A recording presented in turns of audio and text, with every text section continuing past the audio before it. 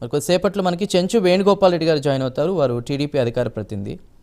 ముందుగా సుజాత్ గారు, పవన్ పర్యటనకు సంబంధించి కూడా ఏం చెప్తారు? అంటే ఇటు మాజీ సీఎం జగన్ పర్యటన, పవన్ పర్యటన నేపథ్యంలో కూడా అసలు రైతు పక్షాన ఎవరున్నారు, కవిట ప్రేమ చూపిస్తోంది ఎవరు, దానికి సంబంధించి మీరు ఏం మాట్లాడతారు?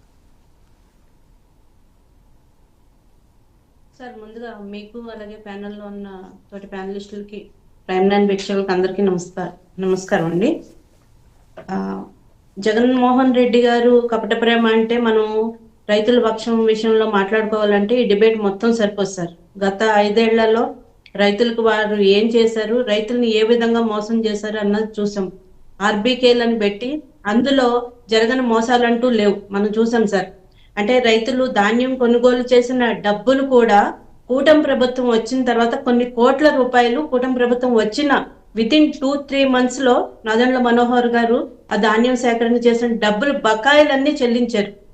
రైతుల దగ్గర కొన్న ధాన్యానికి డబ్బులు తిరిగి ఇవ్వకపోతే, సకాలంలో చెల్లించకపోతే వారికి మళ్ళీ నెక్స్ట్ పంటకి వేసుకోవడానికి వారి దగ్గర పెట్టుబడి ఉండదు. అలాగే రైతులకి ప్రతి ప్రభుత్వం పెట్టుబడి సహాయం చేస్తుంది. అలాగే ఎరువులకు కానీ విత్తనాలకు కానీ సబ్సిడీ అన్ని రకాలుగా ప్రభుత్వం సహాయం చేస్తుంది. ఇది కాకుండా ఏదైనా తుఫాను వచ్చినప్పుడు అనుకోని పరిస్థితుల్లో పంట నష్టం జరిగితే వాటికి బీమా డబ్బులు కూడా ప్రభుత్వం కల్పిస్తుంది. గత ప్రభుత్వంలో మనం చూసాం, నివర్ తుఫాను వచ్చిన దాదాపు 2 months వరకు కూడా జగన్మోహన్ రెడ్డి గారి ప్రభుత్వం వాళ్ళకి ఎటువంటి సహాయం అందించకుండా, కనీసం రైతుల్ని పరామర్శించడానికి కూడా తుఫాను వెళ్ళిపోయిన తర్వాత 1 రోజుల తర్వాత జగన్మోహన్ రెడ్డి గారు వెళ్ళడం జరిగింది. అక్కడికి పవన్ కళ్యాణ్ గారు 58 రోజులు దాటిన తర్వాత ఇంకా చూసి విసిగి వేసారి రైతుల పక్షాన మాట్లాడి, మీరు వాళ్ళకి ఇమ్మీడియట్ గా ఏదైతే నష్టపరిహారం ఉన్నదో అది చెల్లించకపోతే మేము అసెంబ్లీ ముట్టడి చేస్తాం అని పవన్ కళ్యాణ్ గారు ప్రకటించిన వితిన్ 24 hours లో నెక్స్ట్ డే పెద్ద పేపర్ యాడ్స్ వేశారు sir, full size paper ads. మేము తుఫాను సహాయ నిధి ఇచ్చేస్తున్నాం రైతులకి అని చెప్పి. కానీ అక్కడ ఇచ్చింది ఏంటండి, రెగ్యులర్ గా రైతులకి ఇచ్చే రైతు పెట్టుబడి ఏదైతే ఉంటుందో 3 విడతల్లో ఇస్తారు. ఆ విడతల్లో ఇచ్చే డబ్బుల్ని, అంటే అది కూడా 70% కేంద్ర ప్రభుత్వం ఇచ్చే నిధులు, 30% రాష్ట్ర ప్రభుత్వం వేసుకున్న నిధులు, అవి ఇచ్చి మేము రైతులకి పంటకి నష్ట నివారణ సహాయ నిధి ఇచ్చేసామని చెప్పి పెద్ద పేపర్ యాడ్లు వేశారు సార్. ఇచ్చింది 658 కోట్లు. అప్పుడు దాదాపుగా 11 లక్షల ఎకరాల పైగా రైతులు నష్టపోయారు. అంటే ఎకరానికి వచ్చింది 5,600 రూపాయలు కూడా రాలేదండి. అదే జగన్మోహన్ రెడ్డి గారు తను ప్రతిపక్షంగా ఉన్నప్పుడు ఎకరానికి 30 నుంచి 35,000 కావాలని డిమాండ్ చేసిన వ్యక్తి. సో రైతులను ఆ విధంగా మోసం చేసిందే కాకుండా కనీసం మేము ఇంత ఇచ్చాము 5,600 రూపాయలు ఎకరానికి ఇచ్చామని కూడా చెప్పకుండా మొత్తం ఇచ్చిన సహాయం ఏదైతే ఆ రోజు 17,000 కోట్ల రూపాయలు రిలీజ్ చేశారో అదంతా కూడా పంట నష్టానికి ఇచ్చిన అమౌంట్ అని చెప్పి తప్పుడు ఆరోపణలు, అంటే తప్పుడుగా ప్రజల్ని మభ్యపెట్టాలని చూశారు. సో ఇంకా రైతుల విషయంకి వస్తే 3,000 కోట్ల రూపాయలతో ధరల స్థిరీకరణ నిధి ఏర్పాటు చేస్తామని చెప్పారు సార్, చేయలేదు.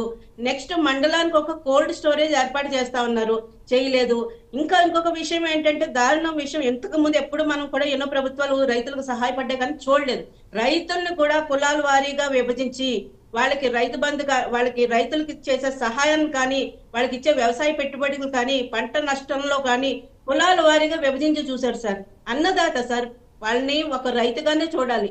అలాగే కౌలు రైతులు 3,000 మంది కౌలు రైతులు ఆత్మహత్య చేసుకుంటే వాళ్ళకి ఇవ్వాల్సిన నష్టపరిహారం ప్రభుత్వం ఇవ్వకపోతే పవన్ కళ్యాణ్ గారు తన సొంత నిధులతోటి 30 కోట్ల రూపాయలు దాదాపు ప్రతి జిల్లాలోనూ వెళ్లి సభలు పెట్టి వాళ్ళందరికి అందజేశారు. అది రాష్ట్రం మొత్తం గమనించింది.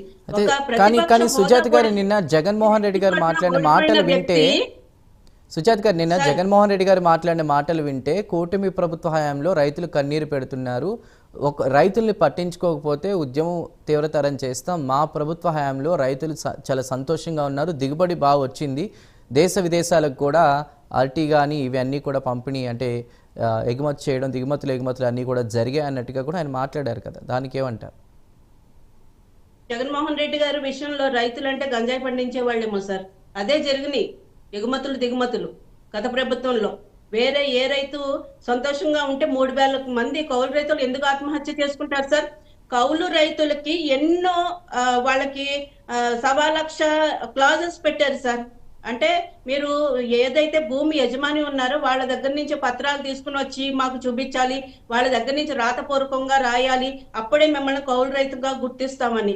ఏ భూమి యజమాని ఇస్తారండి అలాగా? దానికి చాలా మంది భయపడి ఇవ్వలేదు. సో కౌలు రైతులు చాలా మంది వాళ్ళకి రావాల్సిన సహాయాన్ని కూడా పొందకుండా ఆగిపోయిన పరిస్థితి. వాళ్ళకి కార్డులు తెచ్చుకున్న వాళ్ళు, కౌలు రైతులుగా గుర్తింపు తెచ్చుకున్న వాళ్ళకు కూడా ప్రభుత్వం ఇవ్వలేదండి. 3,000 మంది చనిపోవడం అంటే సామాన్యమైన విషయమా సార్? అలాగే ఆర్బీకేల్లో ధాన్యం కొనుగోలు విషయంలో కూడా చాలా ఇబ్బంది పెట్టారండి. తేమ ఎక్కువగా ఉందని చెప్పి వాళ్ళని రిటర్న్ పంపించేయడం, మళ్ళీ వాళ్ళు రవాణా ఛార్జీలు భరించలేక వాళ్ళు ఎంతో కొంత తక్కువ ధరకి అమ్మేసుకోవడం, దళారీ వ్యవస్థ విపరీతంగా పెరిగిపోయింది సార్. ఆర్బీకేల్లో వాళ్ళకి ఇవ్వాల్సిన గోను సంచులకి ప్రొవైడ్ చేయలేదు, రవాణా ఛార్జీలు అవి ప్రొవైడ్ చేయలేదు, కూలీ ఖర్చులకు అయ్యే ధాన్యం ఎత్తుకుని వచ్చి ఆర్బీకేల వరకు వచ్చే కూలీ ఖర్చులకి ఏదైతే ఉంటుందో సెంట్రల్ గవర్నమెంట్ ఇచ్చే నిధులను కూడా వీళ్ళు ప్రొవైడ్ చేయలేదు సార్. రైతులు ఏ విధంగా ఓకే ఓకే సుజాత్ మనం గారు చూద్దాం. మాట్లాడదాం. నాగమల్లేశ్వరి గారు మీరే